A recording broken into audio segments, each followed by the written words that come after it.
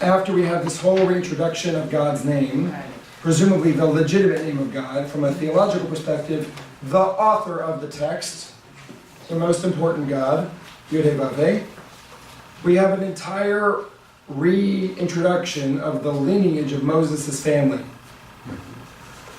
Now this is important for a couple of reasons. One is because we want to be able to make sure that the reader knows who is the main family, who's the first family, if you will. It's Moses and his descendants, and in particular Moses and his brother Aaron and their descendants, and Moses' brother and their cousins. They're going to come up later in the story of Korach. But there's another reason why, and this gets back to who are the people who really left Egypt.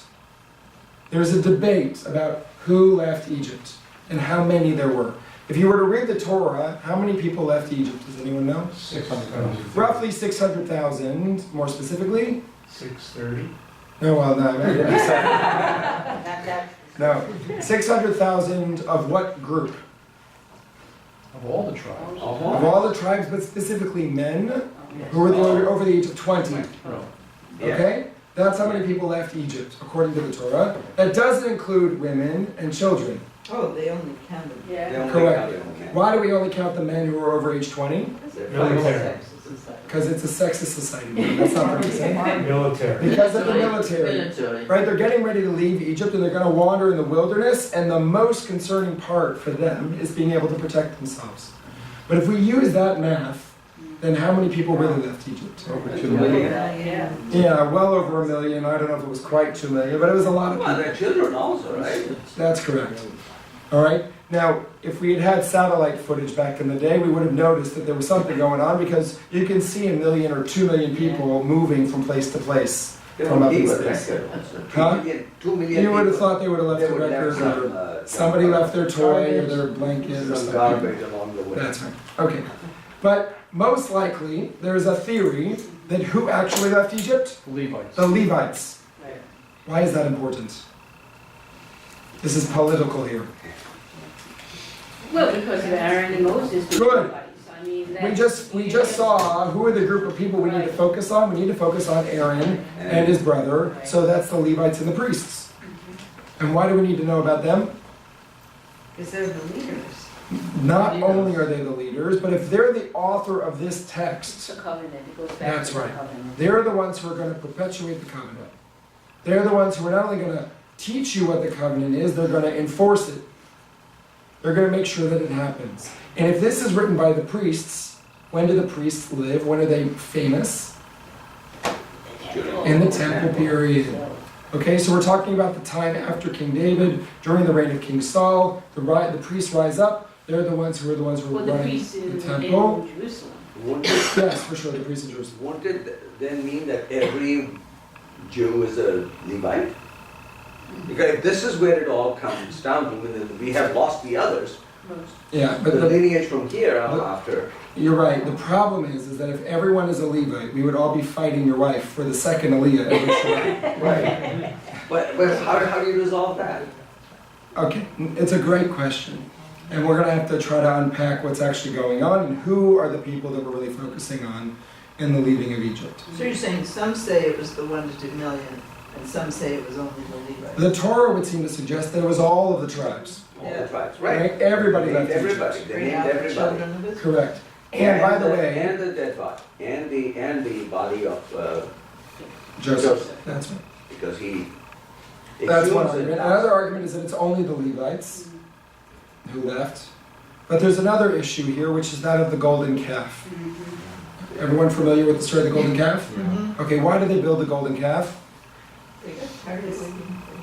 We got tired of waiting. We got impatient. This was the first time ever, the first and only time in Jewish history that Jews were impatient.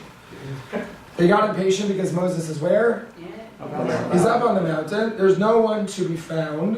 And so the people turn to Aaron and say, build us a god. Yeah. They were stiff-necked. They weren't impatient, they were stiff-necked. Yes, they were Amkshe Orf. That is true. They were stiff-necked people. Okay. And who builds the idol?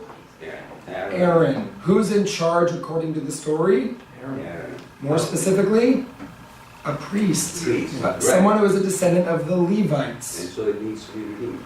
It does need to be redeemed. Although he's not a priest at that He's point. not a priest at Yeah, I that was point. just gonna say, he hasn't been anointed yet, That's correct. When does he get anointed? in Leviticus, isn't it? He's officially ordained to be the priest in Leviticus. That's when he gets his oil ceremony, if you will. But we actually find out that he's going to be this person at the end of Shemot. Yeah. Right after the golden calf incident is when they're required to build the Mishkan, the tabernacle, and that's when he kind of rises to power. It's a redemptive moment, if you will. Yeah. What do you look puzzled by? Well, not puzzled, but the timing is something that has to be made clear. So talk about the timing, So the Exodus is about 1200 BCE. roughly. Abraham is roughly 1600 BCE. Yep. And the temple is, 960 right, is when David builds the temple, roughly. right. So the priestly class didn't exist until that time. So it must be Genesis and Exodus existed in some form before the priests came to, Well, at least portions of Genesis and Exodus. right. Remember from our documentary hypothesis idea, what are the early sources? J and E. Where does P come in? Later. P is much later, which by the way makes sense Right. because we don't have a priestly system until there's really a temple for there to be a priestly system. So a lot of the texts that we're seeing here are being redacted later. The priests are going back and they're reading the J and E narratives and they're inserting text in order to be able to author a different narrative of the story. Why would the priests, going back to chapter 6, why would they rewrite chapter 6 to include the lineage of the Levites and the story about Adonai? Vayudei. What's their MO? They have to show that the Levites were faithful to Adonai Good? after the tablets are destroyed. Good? Gives legitimacy to that. Yes, gives legitimacy to them. They're the ones who stay connected to Yud-Heh, to Yahweh. They're the ones who stay connected, bless you, to their God, as opposed to all of the other versions of God, which we talked about. So the story of the golden calf, going back to that, it must have been, I mean, it seemed, I'm not, it might have been a part of the oral tradition or something, but I don't know what, I'd like to know who kind of wrote that, or what is that still in the priest? Let's take a look. Go to Exodus, Yeah, where's that? chapter 33, 33. 32 and 33, Yeah. and look who wrote it. It is all green.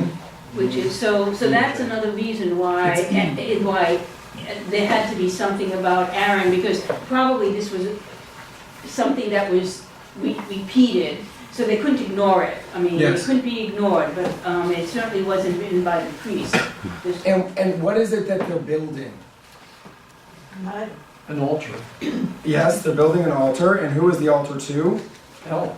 El. You know, It's to a God that was familiar to the Israelites from their time in Egypt. It's the same altar that they'll build in the northern kingdom after the schism. Great. Right. And so the only time, so Friedman claims timing for that after the destruction of the northern temple. Because otherwise, how could priests have gotten away with writing this anti-northern screed? Yes. By the way, it's one of the reasons that rabbinically speaking is given for why the northern kingdom and eventually the southern kingdom fall. Why was the first temple destroyed according to the Talmud? Baseless hatred. No, that's the second temple. Paganism. Paganism, idolatry. It fits the claim. The priests are trying to get people to worship their way, and people are running off and creating idols and altars and whatever to other gods. So this is what converted me to the documentary hypothesis, was because the golden calf is this. Could you imagine talking about Phil? We had converted Phil not to a Jew, but to a documentary hypothesis. Now I'm a biblical Jew. Because the golden calf is so problematic, but yet there were golden calves at the northern and southern part of the northern kingdom of Rehoboam. So it's pretty clearly a polemic against the northern kingdom's religious practices. Yes, Well, I might not be following this. I'm not either. But, you know, it seems to me the priests are just scamming everyone and writing this false history because they want to be predominant, and this is not a priestly thing to do. And I'm very surprised at these priests for being this kind of. Okay, so Jerry, I think it's a great point. I'm going to push you a little bit on it. What is another reason why the priests might write it? They need to make a living and they want to get all these sacrifices. Okay, that's one possibility. Any others? Not that I'll give you a different Bring example. everybody together. Why? Can you repeat what you just said? She said that they want to bring everyone together. But why? Why do they believe that they have the right model to bring everyone together? Because they trace the lineage back to the This- cousin. Yeah, so they trace it back to Aaron and to Moses. Yep. I think it has to do with the fact that they're the survivors. That, after the fall of the Northern Kingdom, you only have the southern tribes. That's right. And so they're going to tell a story which makes the southern kingdom the predominant kingdom, but it also has to preserve the stories from the north That's right. because they're refugees who come down from the north. These stories were known, and you couldn't just Forget it. forget them. Right. But one step further, they genuinely believed that their practice of the faith was the authentic way to practice their faith. That was what God wanted them to do. Yeah. Well, that's what Yahweh wanted them to do. That's right. That's what Yahweh, Yud-He-Vav-He, wanted them to do. I'll give you an example. We'll go a couple of centuries further ahead. Look at Hanukkah. Look at Hanukkah for a moment. What is Hanukkah really about? Please don't say oil. Assimilation. Good. Assimilation. Specifically? Hellenistic That's right. urban Jews. Exactly. Jews who are being Hellenized versus who? The Zealots. But who are the Zealots? They were priests. The priests. The priests are the bearers of the tradition. They're the ones who think that they know the right way to be in relationship to God, as opposed to the Hellenists who feel like part of their being in existence is assimilating with the people who are around them, adopting their cultures and their practices. It's like today. So what you're saying It's is, exactly like today. It's totally like today.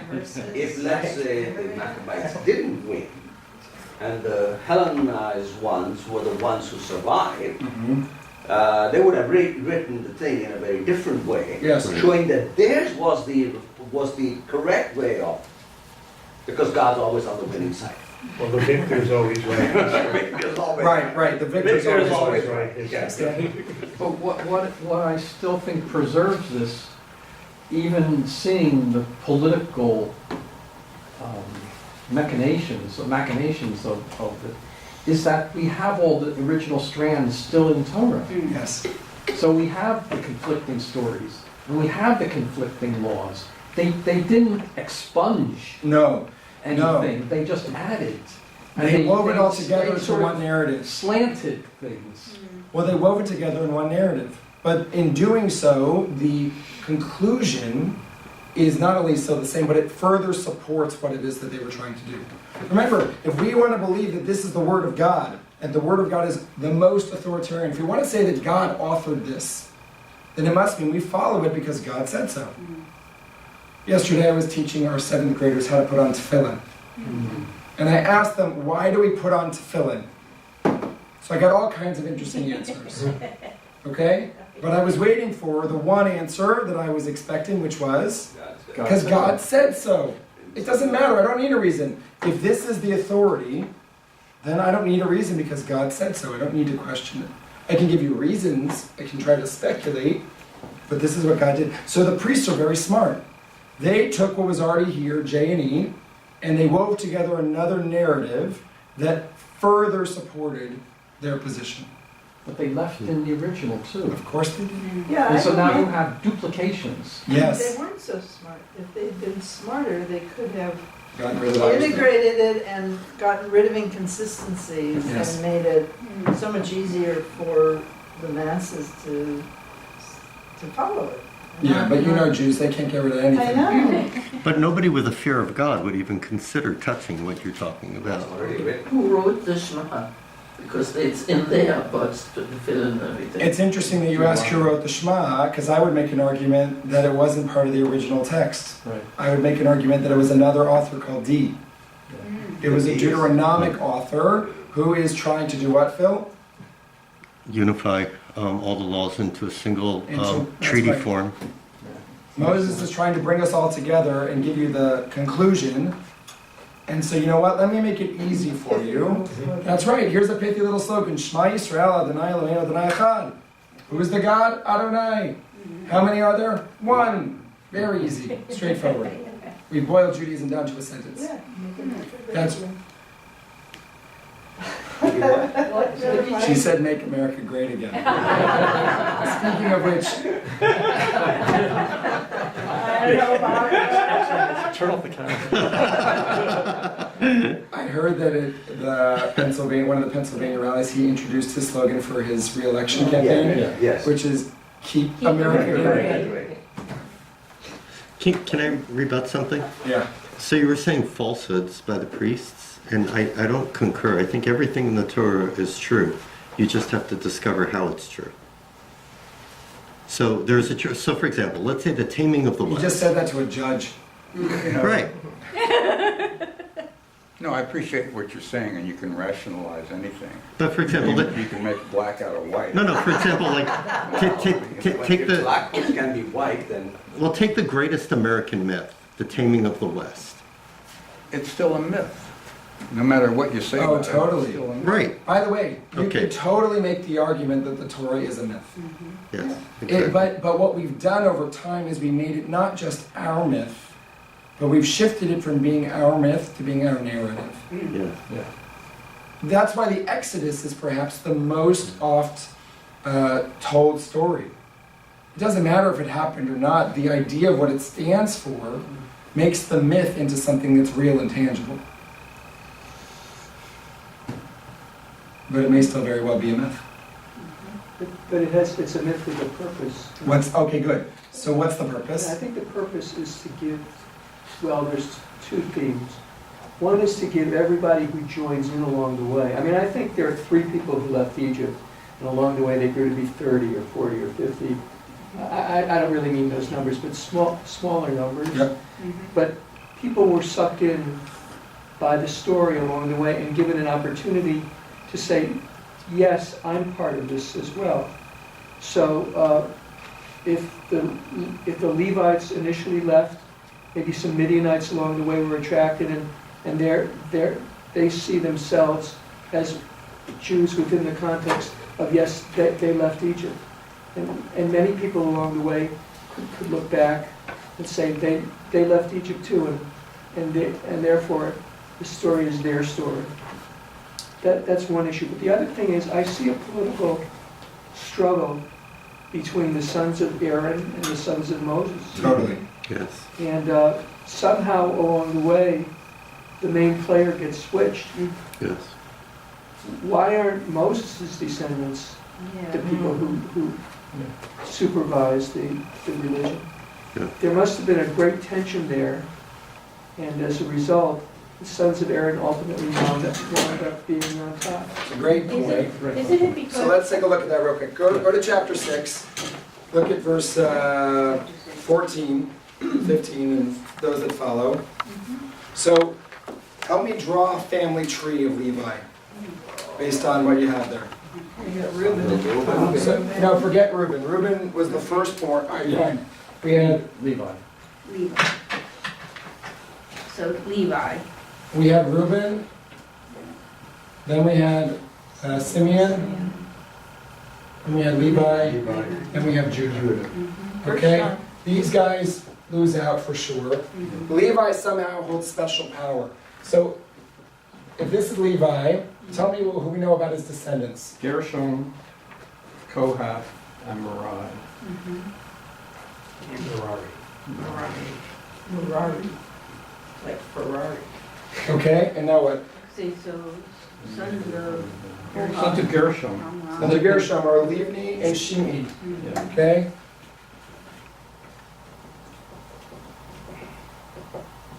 Okay. And of Kahat? Amram Amram. and Itzhar. And Hebron. And Hebron, and Uziel. Wish I'd named my kid Okay. And then Merari. Amari Mushi. Mushi. Mali and Mushi. Machli. Machli and Mushi. Oh, yeah, right there. Okay. Mali Okay. and Mushi. Now, Yeah. let's go to ours in the middle here for a second. Right. Who are the descendants of Amram? Aaron and Yocheved was his Moses. wife. Aaron, And Moses. Moses, Miriam. and Miriam. Mhm. And who else do we have here?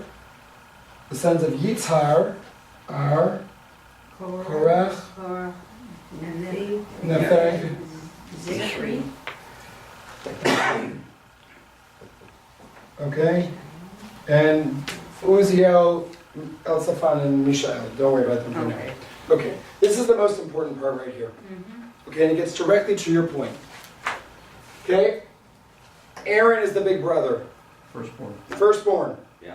Okay? Got a lot of responsibility as the Bechor. In Egypt, what should have happened to Aaron? Should have been a leader. He should have been killed. He should have been thrown in the Nile, but he wasn't. Well, no, Mary Aaron was born before the decree. You're right. You're right. According to the story, right, it would seem that he was born before, that he pre-exists the Right. decree by Pharaoh. But presumably he should have been tossed in the Nile as the firstborn, for whatever reason. We don't know where Aaron and Miriam come from. The only one we know or hear about is Moses. Okay? And Korach is going to get himself into trouble. They're going to get into a fight, a cousin rivalry, because they're all descendants of Levi. Okay, so now, Aaron has two sons. Elazar, There's four I'm sons. sorry, that's not There's right. four sons. He has four sons. Nadav, not Zahav, that's a different name. They always come together. I know. Okay. Moses has Gershom and Eliezer, but we don't need to worry about them for now, but I can write them if you want. Okay. Aaron's sons, Nadav and Abihu, what happened to them? They're done. They get the axe. Foreign practice. They're toast. Why are they toast? Foreign They- fire. They offer foreign fire, whatever that means. Okay? Esh Zara is what it says in the Torah. Esh means fire, and Zara means foreign or strange. It's not exactly clear what they did, but presumably they either went into the tent, into the Holy of Holies at the wrong time, or at an unauthorized time, or they were drunk, or they did something inappropriate while they were in there. Whatever it was that they did, God didn't like it and killed them on the spot. I like what Friedman's explanation is, Go ahead. and that is that there was the story is trying to tell us that the duties of the high priest are so specific and must be done in a prescribed manner, and that even a son of Aaron who Yep, doesn't not do it exempt from it. exactly the right way Right. Is not exempt. is going to be eliminated. That's So right. You could make the argument that the priestly caste is an elite society. They're the keepers of the faith. Anyone ever seen Indiana Jones and the Raiders of the Lost Ark? Yeah. All right, you know at the very end of the story they go to Petra and they're going in, they have to do all those tests, and the whole purpose of getting inside is to do what? What's he trying to get to? The chat. The Holy Grail. Yeah. Right? And right when he walks in, there's one of those big, crusaders who's there protecting the Holy Grail. In a way, the priests had that responsibility to protect the holiest part of the tradition. But herein lies the plot, the battle of what's going to ensue politically. Why is it that Aaron is given this responsibility and not Moses? Well, Moses had also disobeyed God once, and so he was punished for not coming into Israel also, He was. Why was he punished? because he struck the instead of That is not correct. obeying the. That's what everyone thinks, but that's not the reason. Okay, It's connected to that story. but he questioned God. That's true. But who wrote this story? Priests Priests. and Aaron. Okay, so if the priests wrote this story, They have to somehow redeem it. They have not to only do have they want to their- redeem Aaron, they want to make sure that Aaron wins. It all Yeah. goes back to Aaron. That's your whole point. Right. So not only that, but who does Moses call in as backup when he goes to see Pharaoh? Aaron. Aaron. Moses can't do anything without Aaron by his side. It is Aaron who is the one, is the spokesperson. And if you read, I think if you read the text, what you keep finding is some monkey on the side trying to push Aaron into the We call it a story. monkey. I don't know, monkey may not have been. No, I'm just kidding. But there's some subversive agent who keeps pushing Aaron. You know, Moses did all these things, but when Moses returned from Midian, suddenly out of the blue, Aaron shows up to meet him. Yes. What- Aaron what randomly was that shows about? up throughout the Are story. you saying that the priests, who much later are writing this, know that they descended from Aaron? Oh, yeah. And so therefore they're backtracking and You got it. rewriting. That's the- correct. But isn't there a Exactly. historical thing There's a where, political motivation for the priests to make sure that in writing the story, it's not that they didn't believe that Moses was the leader, Hmm. but they also want you to understand that Aaron had a significant role to play too. By the way, he's a pretty passive character, and he gets himself into big trouble. yeah. But it- Barbara, that's a major point though that Barbara just made, because that's the point of the whole documentary hypothesis. It's not that these myths were created for the future; they were a retelling of the past that justified the current political situation. And interestingly, even though religiously we know Aaron's important, we know his lineage is Yep. important, really Moses is the one that the whole world knows. Totally. But I want, look for a It didn't second, work. look for a second on page 129. After this insertion of the family lineage, yeah. look what happens in verse 26. Both of them. And you'll notice that this is a redaction, right? This is an editing. All of a sudden now, for the first time, we have, that is Aaron and Moses to whom Adonai said, bring out the children of Israel from the land of Egypt by their masses. They, This requirement to take the Israelites from slavery to freedom was not only given according to the redaction to Moses, but to Moses and Aaron. Yes. Aaron they plays a role in repeated this. 2 more times. They do. That is Moses and Aaron. You got it. It's a political ploy to support what you're saying, Gary. That's exactly what they're doing. Is it the priest? And as a Levi, I have to tell you, I resent it too. Why do you resent it? I resent it because You don't want to share your Aliyah with me either? when I'll tell you a funny story. I went to a bar mitzvah at a Chabad, and at some point they invited all the Levites to come out. I thought, I was going to be given a big honor. So what was the honor I was given? Wash the hands of the To priests? wash the feet of the Kohanim. Yeah. And I said to myself, I'm a Levi, I'm a descendant of Moses. Right. Why should I have to do that? Right? But somebody wanted to make sure that people always understood that the Kohanim. It's a great point.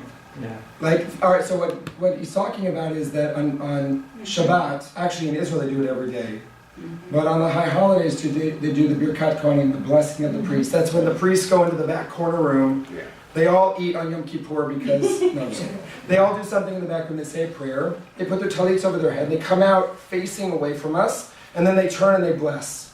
Everyone familiar with what I'm talking about? Yeah. Okay? In the moment while they're in the back room, the Levites, what was the role of the Levites in the temple? Janitors, custodians, musicians. Oh, we do the horn too, get in for Shabbat. Thank you. I Okay? like that better. But what they did was they were subordinate to the priests. Yeah. And they made sure that the priests could do their job. They got them ready for the sacrifices, for the blessings, for the whatever. And so what you have actually is a reverse of responsibility or of authority.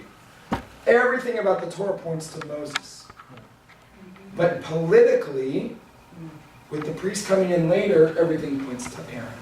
Stan and I then, thought, Oh. okay. doesn't matter, Ellen and Stan. Okay, I thought if you look at some of the historical context, that the descendants of Moses were priests in the northern kingdom as opposed to the descendants of Aaron being priest in the southern kingdom, which Yes. adds that political context. Yes.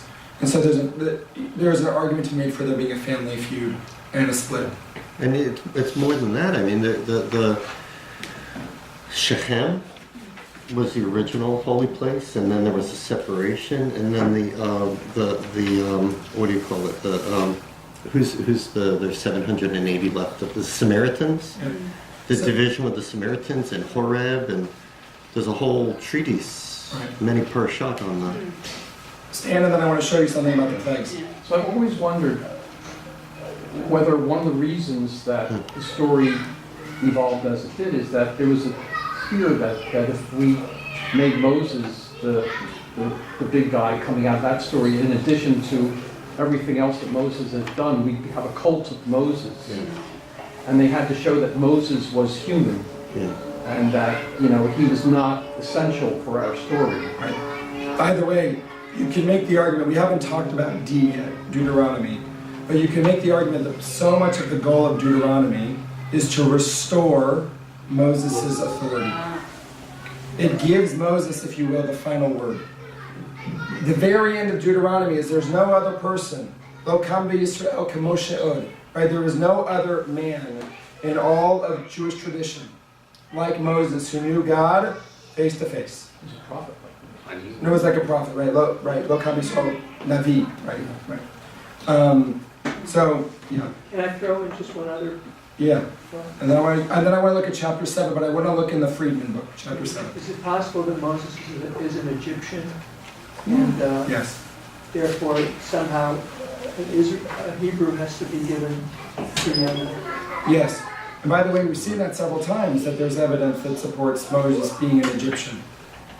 Right? The midwives, for example, were they Hebrew midwives or were they midwives of the Hebrews? Were they Egyptian midwives? Right? Did he grow up in an Egyptian home? Which he did. He given an Egyptian name, which he did. All of those things. And his running away is about his struggle with his own identity. Am I an Egyptian, or am I still somehow connected to my other family, namely Aaron and Moses and Miriam? By the way, later in the story, it's Aaron and Miriam who go speak harshly against Moses because of his issues with his wife, the Cushite woman. So there's several political points in the story where it seems like they're ganging up on Moses. By the way, why do they build the golden calf? Because Moses isn't there anymore. Who becomes the leader? Aaron, because Aaron was with the people. Yeah. And it's not entirely clear to me from Torah that Moses is actually the brother of Aaron and Miriam. That is correct. The language it's not is quite clear subtle. in the text. Because they'll say my Levite brother. They don't say my brother. Well, actually, we have two different stories. If you remember, Exodus chapter 2 said there was a man from the Levite tradition who gave birth to a son, but it's unnamed. Right. Okay? And then we have a second story, that's the couplet, the doublet, right? Where we have a reintroduction to the Levitical line, introducing Aaron and Moses. Here's the kicker. Look in chapter 7. Chapter 7 is where we start to get the interaction between the Egyptian magicians and Moses and Aaron. And if you look at chapter 7, chapter 8, chapter 9,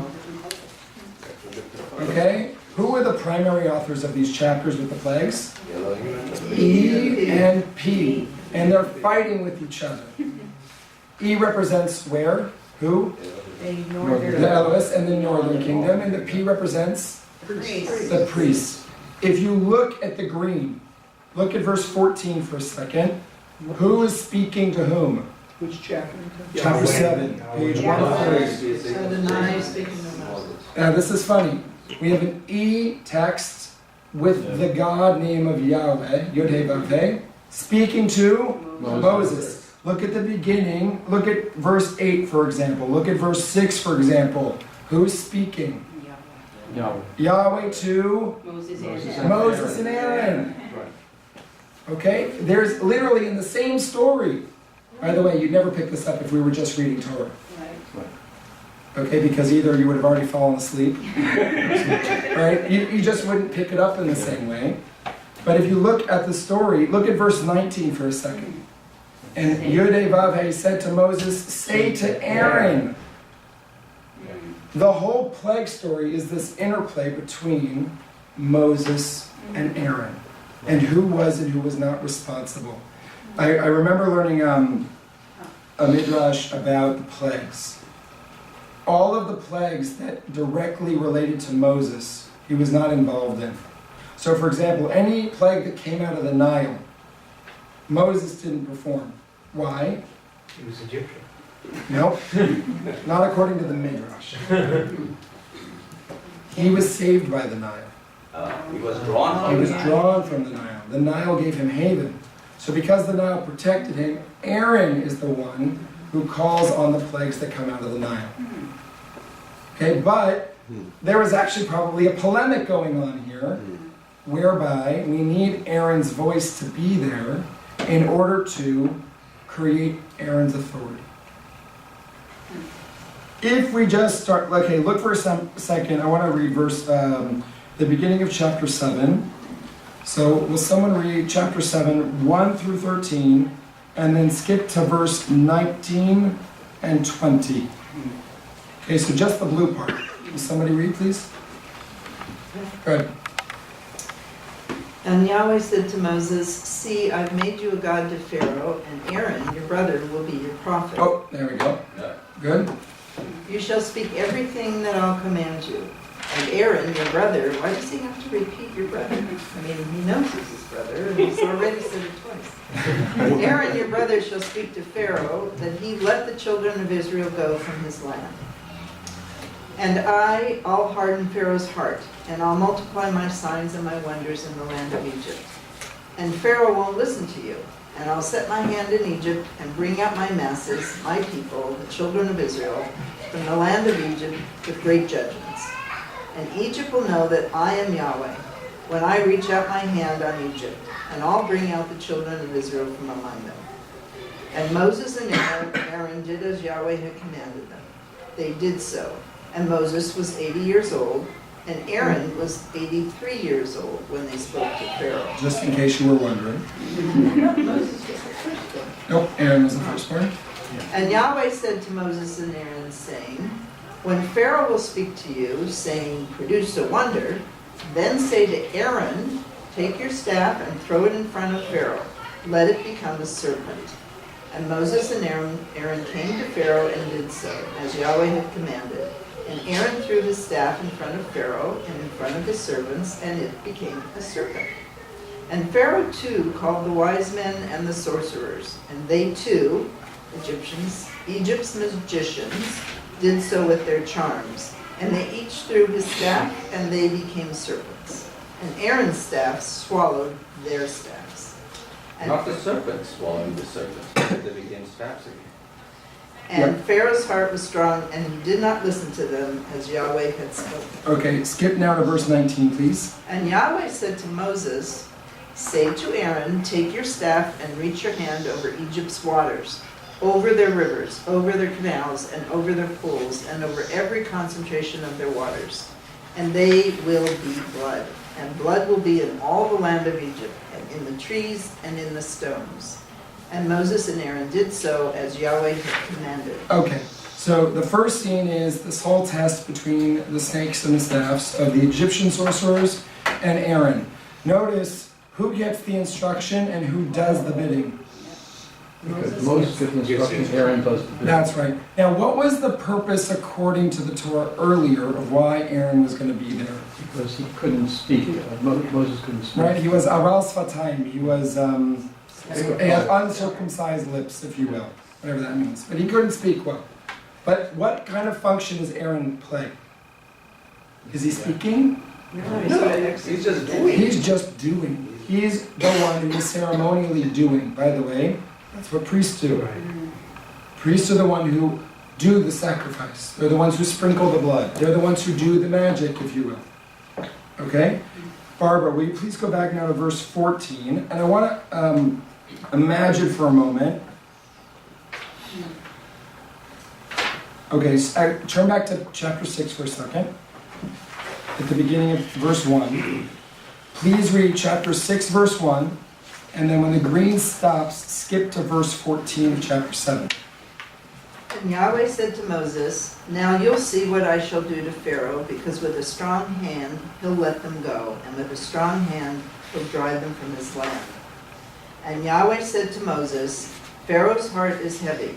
He has refused to let the people go. Go to Pharaoh in the morning. Here he'll be going out to the water, and you'll stand opposite him on the bank of the Nile, and you shall take in your hand the staff that was changed into a snake. And you'll say to him, 'Yahweh, the God of the Hebrews, sent me to you, saying, let my people go so they may serve me in the wilderness.' And here you haven't listened so far. Yahweh said this, 'By this you'll know that I am Yahweh. Here I'm striking with the staff that's in my hand on the waters that are in the Nile, and they'll be changed into blood. And the fish that are in the Nile will die, and the Nile will stink, and Egypt will weary themselves to drink water from the Nile.'" Okay, and skip down to the next two green sections, please.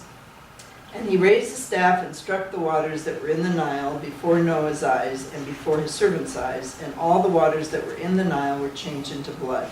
And the fish in the Nile died, and the Nile had an odor, and Egypt was not able to drink water from the Nile. And the blood was in all the land of Egypt. And Pharaoh turned and came into his house and did not pay heed to this as well. And all Egypt dug around the Nile for water to drink, because they were not able to drink from the Nile's waters. And 7 days were filled after Yahweh's striking the Nile. Okay, so what's Moses' role in the green story, in the E story? Everything. Everything. By the way, it's so ambiguous in the text, you don't know who the he is that they're referring to. But if you only read it in the green, it's Moses who's responsible. Yeah. By the way, where does Moses stand in relationship to Pharaoh when this On happens? the other side. On the other side of It's the a duel. right. This is Moses' God against Pharaoh's God. As opposed to only Yahweh doing it over Egypt. This is a duel of the gods. And by the way, the E god or the El god was not a foreign god to Egyptians. So who does the text use? Yahweh. But the difference here is that we have an E story which wants to show Moses as the leader versus a P story which wants to show Aaron's influence in the story. And this is going to repeat itself through the plagues. So what's the takeaway from this? Or if you wanted to go to Barbara's question that she asked last time, who wrote this text? It's a battle of God. It is a battle of the gods. The Torah in many ways is exactly that. It's about a fight between gods for which one is more powerful. It's more than a fight, though. It's an attempt to convince people that one is better than the other. So Yes. it's an attempt to convert pagans to Yahwism. Yep. And creating a world structure which is superior. Right. By the way, in the Passover Haggadah, who is the absent figure in the story? Moses and also Aaron. Who is the dominant figure? God. Which God? Yahweh, Adonai, Yud-Heh, Vav-Heh is the dominant God. What's the takeaway then? What does the author of the Haggadah want us to take away from the story of the Exodus? God liberated us. Doesn't matter. Not only God liberated us, take it one step further, Yahweh. Yahweh liberated us. Yod-Heh Vav-Heh liberated us. Not El, not any other God, but the one God who happens to be the God of Moses and Aaron. This is the God of the priests. This is a political ploy, if you will. There's a reason why we're trying to get to this place. How you doing, Jerry? Good. You sure? How are you following? I'm following. Okay. I don't Doesn't like political ploys.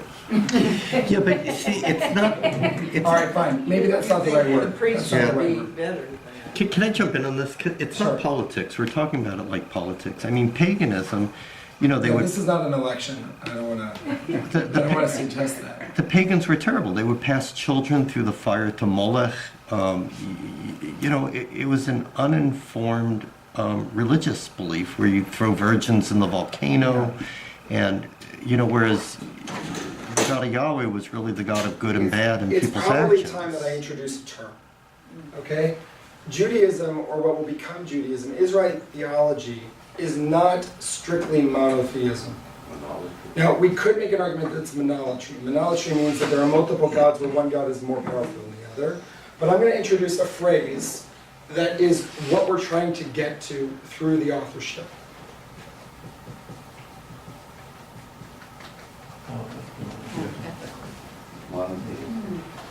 And maybe this will help, Jerry.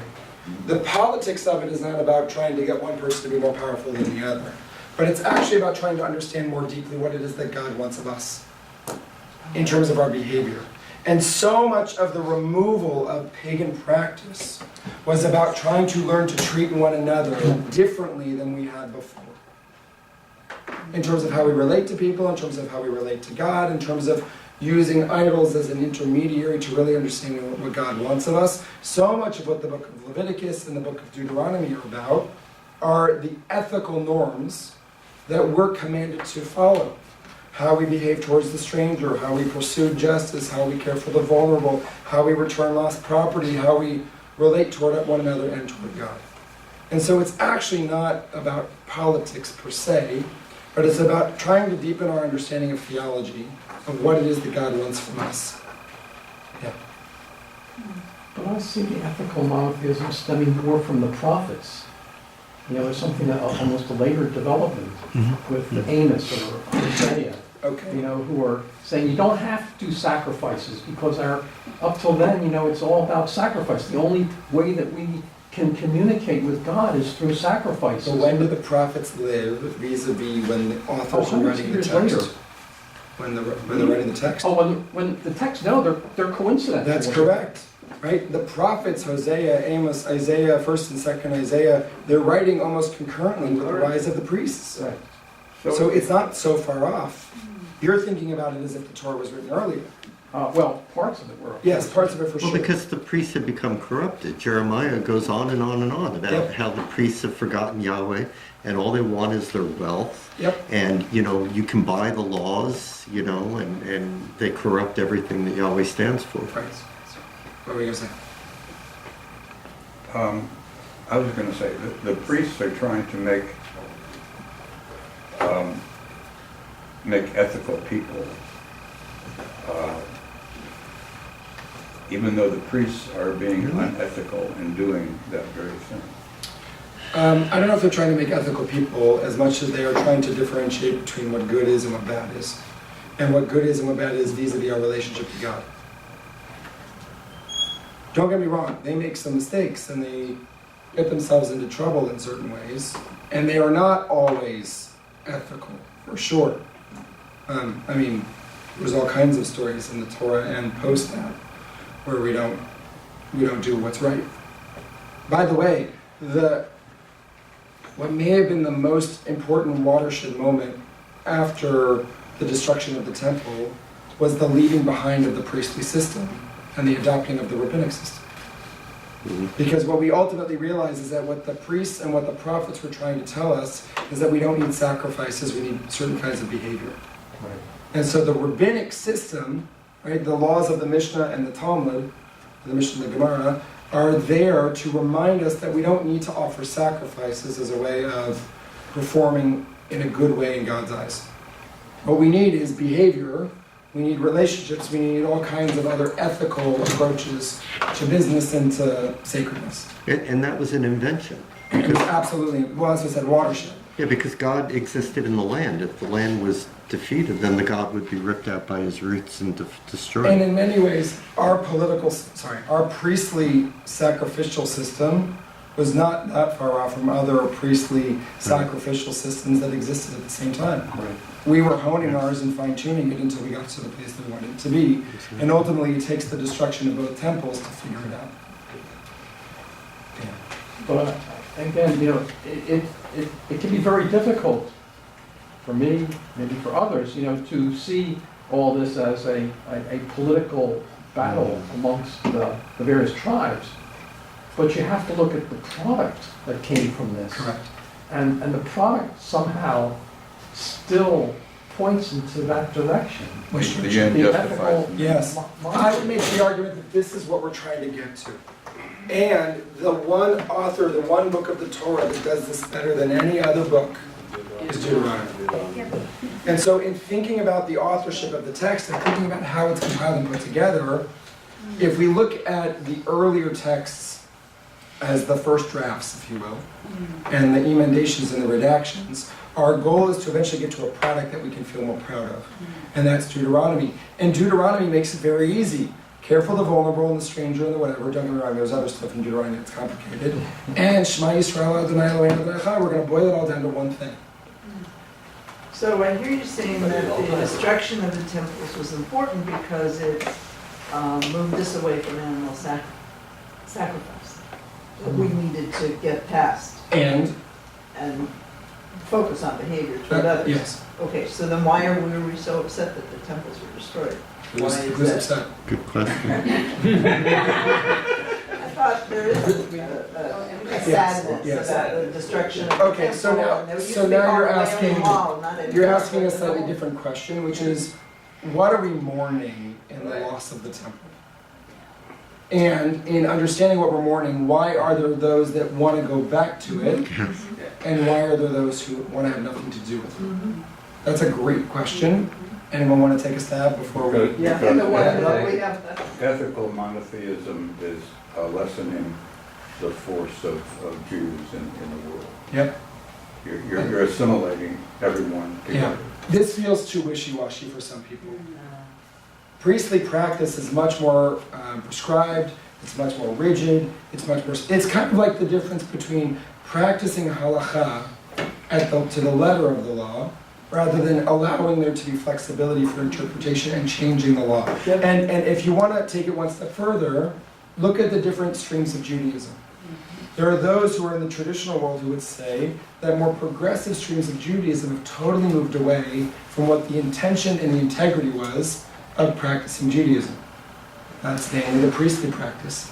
And so we want to go back toward that traditionalism. Others would say, no, we don't want to do that. We want to allow the tradition to evolve, which is what it does. Alvin and then Gary. Well, I mean, in modern political terms, you can make the analogy that's the difference between authoritarianism and democracy.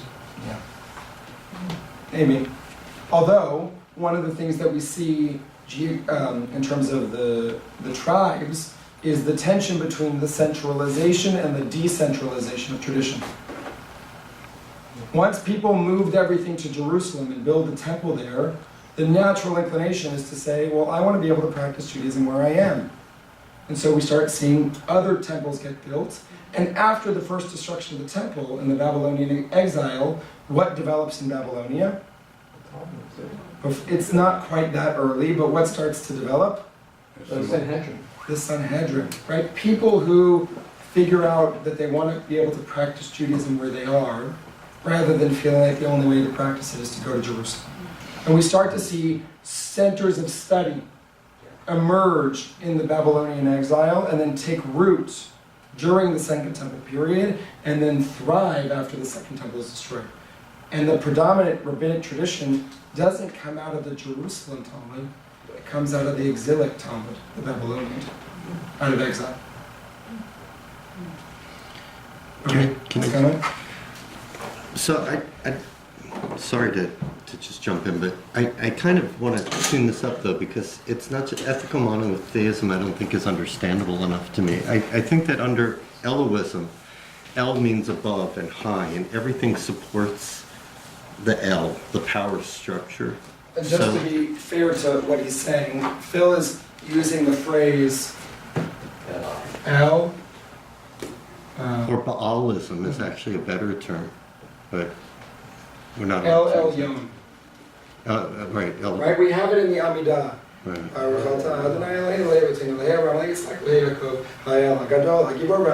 El Elyon. Right, this is the El that is on high. Okay, it's the idea that God lives up here and might transcend down here. And then we have to please him, and then his beneficence rains down upon us. And It's that's- one of the reasons, by the way, that sacrifices are offered. Yes. And then what happens to the pleasing Exactly. odor? In a sense, yeah. Exactly. It's going up to God, because God is on high, God is on a throne. God is, you can think of the image of God sitting on a throne in the big robe with the white beard and the whatever. Similar idea, so go ahead, finish with that. But El is pagan. There were monuments to him, and there were physical manifestations. The key aspect of Yahweh is it's aniconic. There's no image of Yahweh. There's no brother or sister or marriage. Or in the early days, there was Asherah and stuff because there was a migration of Yahweh from the old pagan structure to the ethical monotheism. But the essence of Yahwism is that we all have to basically make good decisions. We have to do the right thing, not necessarily support the power structure per se. Can I borrow this for a second? Thank you. And there's So- got to be a clearer way to say that with 2 or 3 words, but I haven't found that yet. So for next week, what I'd love to ask you to do is to read at least the 2 articles about the Torah's Exodus and the historical Exodus. And in Friedman's book, if you haven't already read it, or it's been a while since you read it, I would love for you to take a look at chapter 4, right? Chapter 3 and chapter 4, just a quick review. And then we're going to talk about the role of the priest in exile.